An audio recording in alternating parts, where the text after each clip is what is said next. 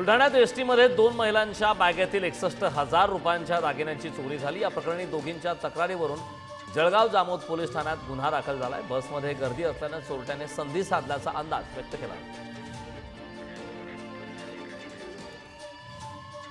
नांदेडमध्ये मोबाईल चोरी करणाऱ्या 2 सख्ख्या भावांचा एकाला अटक केली आहे। नांदेड ग्रामीण पोलिसांनी ही कारवाई केली। आरोपींकडून चोरीची दुचाकी आणि मोबाईल असा जवळपास 1.25 लाखांचा मुद्देमाल जप्त करण्यात आला।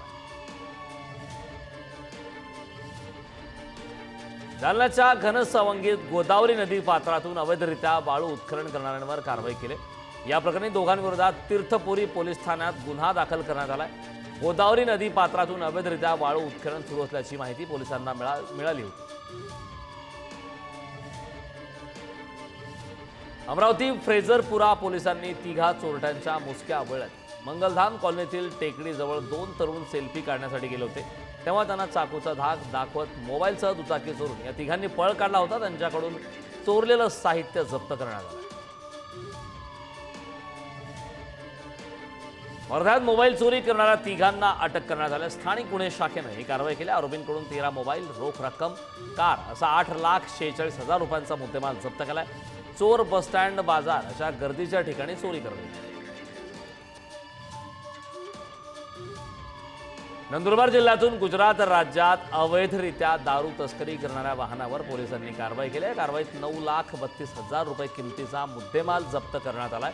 मात्र आरोपी अद्याप फरार असून त्याचा शोध सुरू आहे। जालन्यात फेसबुकवर जालना विधानसभा नावाने फेक आयडी तयार करणाऱ्या एकाला पोलिसांनी अटक केली आहे। जालना सायबर पोलिसांनी ही कारवाई केली। आरोपीने अमजद अकबर खान यांचे वाढदिवसाचे फोटो पोस्ट केले होते, तर असे वाढदिवस का साजरे करतात हे आपल्या धर्मात चालत नाही असं म्हणत शिवीगाळ केली होती।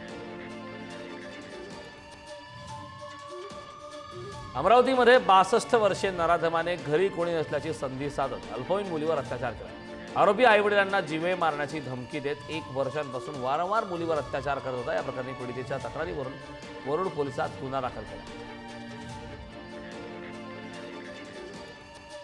जालन्याच्या गोसावी पांगरीत जुगार खेळणाऱ्या 7 जणांना अटक करण्यात आली। मिळालेल्या माहितीवरून छापा टाकत परतूर पोलिसांनी ही कारवाई केली आहे। कारवाईत जुगाराचं साहित्य, रोख रक्कम असा तब्बल 2,30,000 रुपयांचा मुद्देमाल पोलिसांनी जप्त केला। जालन्यात दोघांनी घरात शिरून महिलेच्या गळ्यातील दागिने हिसकावून नेले। एकूण 25,000 रुपयांचे दागिने चोरट्यांनी लंपास केले। या प्रकरणी महिलेच्या तक्रारीवरून सदर बाजार पोलीस ठाण्यात गुन्हा दाखल करण्यात आला।